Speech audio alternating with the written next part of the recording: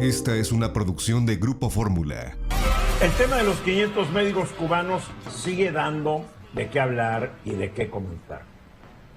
Hoy la UNAM emitió un boletín en relación con la actividad de los estudiantes de licenciatura de medicina y alumnos de los posgrados de especialidades médicas de la UNAM durante los meses de la pandemia COVID-19. Y esto es realmente una respuesta al presidente Andrés Manuel López Obrador que le da a la UNAM, porque el otro día en una conferencia de prensa, que seguramente Hugo Páez se la echó todita, el presidente dijo que la UNAM no fue solidaria porque mandó a los estudiantes de medicina a sus casas. ¿Sí recuerdas eso, verdad, Hugo? Sí, por supuesto, Eduardo, claro que sí. Bueno, entonces la UNAM hoy le contesta al presidente, sin mencionarlo, dice: recientemente en forma pública se ha cuestionado la labor de nuestros estudiantes durante la pandemia, sugiriéndose que la Universidad Autónoma de México impidió a las y los alumnos en sus diferentes grados académicos participar con las autoridades sanitarias federales y locales en la lucha para la superación de la crisis sanitaria que tantas vidas cobró en nuestro país.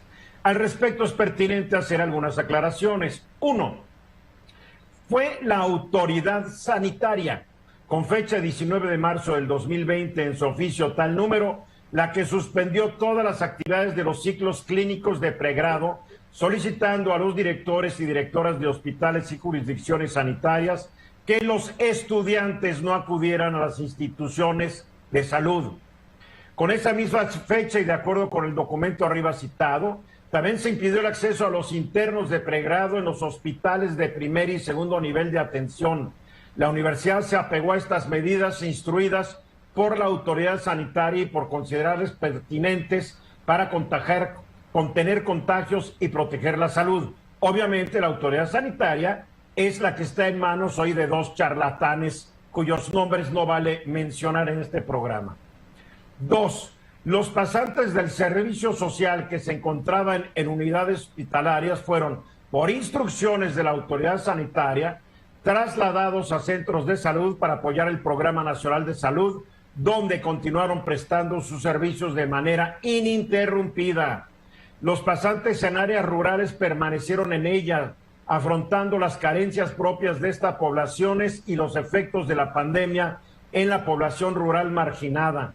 En esas condiciones actuaron los más de 1,500 pasantes de medicina de la UNAM, quienes se sumaron los 14,000 pasantes de otras instituciones educativas del país. Cerca de 15,000 médicos residentes, estudiantes de los posgrados de especialidad, estuvieron siempre presentes durante estos terribles meses, mostrando gran profesionalismo, empatía y dedicación en jornadas extenuantes de trabajo, no obstante los riesgos a la salud, a su salud y a la de sus allegados y familiares. Los médicos, investigadores, docentes y estudiantes de medicina y enfermería de la UNAM se mantuvieron siempre en la primera línea de contención al virus y en la atención a pacientes infectados. Creo que esto es una respuesta muy clara al presidente, que dijo que fue la UNAM, Hugo, la que les prohibió a los estudiantes seguir yendo a los hospitales. Sí, Eduardo, pero además, por ejemplo, nosotros no hemos visto ninguna campaña de reclutamiento pública bien hecha, bien estructurada, cuando sabemos perfectamente bien que en medio de la pandemia los únicos reclamos que hubo, sobre todo de médicos y de pasantes y enfermeras, fue por falta de equipo, falta de previsiones, falta de gel, falta de cubrebocas, ese tipo de cosas, que absolutamente nadie lo iba a aceptar. Vimos también cuánto personal médico falleció a raíz de esto. Por otro lado, casualmente en este viaje del presidente Andrés Manuel López Obrador por Cuba, que termina en Cuba, viene con este acuerdo concretado de que vengan 500 médicos y además comprar vacunas, que no sé quién se las va a poner, porque no han pasado las etapas más estrictas de final de una vacuna.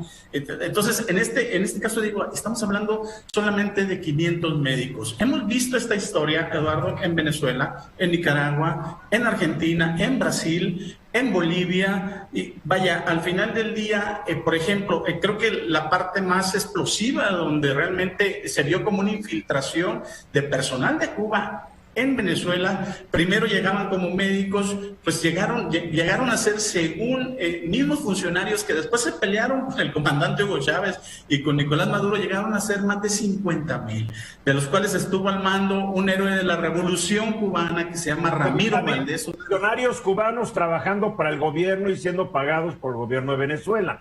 Sí, definitivamente, Eduardo. Y fíjate, y así empezaron, ¿eh? Primero con partidas muy pequeñas, después... ¿Que no había trabajadores en Venezuela o que no? Digo, sí. ¿Qué inventó él? Sí, definitivamente. Ahora van supuestamente para paliar en el 2010 esta crisis energética que tuvieron muy fuerte. Posteriormente tuvieron otras crisis peores, pero bueno, van para paliar esto. Y el caso es que siempre se ha sospechado de una operación de inteligencia y operación política que, según la oposición, también hay que decirlo, según la oposición, la gente de Juan Guaidó ha servido de sostén para el gobierno de Nicolás Maduro. Pero ¿qué estamos viendo aquí? Yo creo que estamos viendo una cachetada a los médicos de México. Hablar de 500 pues no soluciona nada cuando nada más del sector salud. Se la merecen, Hugo, no conservadores neoporfiristas. También hay que entender, son casi traidores a la patria también los médicos mexicanos. Por supuesto. Eduardo, pues estamos hablando, por ejemplo, nada más del sector. Lo dice, ya sabes. 4,500 unidades médicas. No creo que signifique nada los 500. Ayer hablé con el presidente de la Sociedad Mexicana de Oftalmología y dijo que en México hay 100,000 médicos desempleados. 100,000 médicos. Nos dicen que no hay médicos. Bueno. Álvaro. Mira, yo francamente me parece, y esto creo que te lo he dicho en lo personal en ocasiones anteriores, me parece que a los médicos se les maltrata muchísimo en México. Son un sector que son muy perseguidos fiscalmente, que tienen exigencias regulatorias, la verdad, muy por superior de otras profesiones, pero no es la primera vez que se maltrata a los médicos. Se le olvida a mucha gente que en el 64 los médicos se levantaron y estuvieron en huelga en un paro casi de un año. O sea, en el 60 fueron reprimidos por Adolfo López Mateos, que fue un represor de nota, que ahora nos lo quieren presentar como un gran presidente. Exactamente. Fue un ratero, ¿no? Pero eso no entra, eso... Eso pero básicamente en noviembre del 64, casi septiembre, octubre, noviembre del 65, el hospital 20 de noviembre estuvo totalmente en huelga. Es decir, hay un maltrato sistémico a los médicos mexicanos y la verdad es que es patear a uno de los ejes de cualquier sociedad moderna civilizada, que es la salud. Yo francamente no lo entiendo, me parece un despropósito y me parece una crisis política innecesaria. No había necesidad de meterse en este problema. Pero entiendes que cada vez que se enferma uno de nuestros gobernantes, incluido el presidente de la República, se van a un hospital particular y si van a un hospital de gobierno los atienden médicos particulares. Claro. No, eso lo entiendo menos, ¿eh? Lo entiendo menos. Ramsés. Anatémico, ¿no, Eduardo? Ramsés. No. Yo creo que aquí hay una pregunta que tengo y que a ver si me puede ayudar alguien. Estos médicos van a ser contratados, yo me imagino, por un servicio. No van a venir a ejercer, porque si vinieran a ejercer tendrían que pasar una serie de exámenes en donde sus capacidades y lo que estudiaron deberían de darles el permiso de trabajo. Eso te pasa aquí en Estados Unidos, tú no puedes venir a trabajar nada más porque eres ingeniero. Un médico que llega a México del extranjero tiene que revalidar sus estudios, tiene que hacer pruebas de especialización. A menos de que el poder de la firma mande a volar todas las leyes, porque acuérdate que aquí las leyes a veces no importan. De acuerdo, sí se puede, ¿eh? ¿Con qué régimen fiscal? No se puede. Yo ya hablé con todos los dirigentes médicos que saben de este asunto y no se puede. No se puede. Creo que al final del día, de veras que es un error garrafal esto que estamos viendo. Y no se puede. Porque tiene que acreditar que estudiaron y tiene que revalidar sus estudios. Así de fácil. Pensando. Esta fue una producción de Grupo Fórmula. Encuentra más contenido como este en radioformula.mx.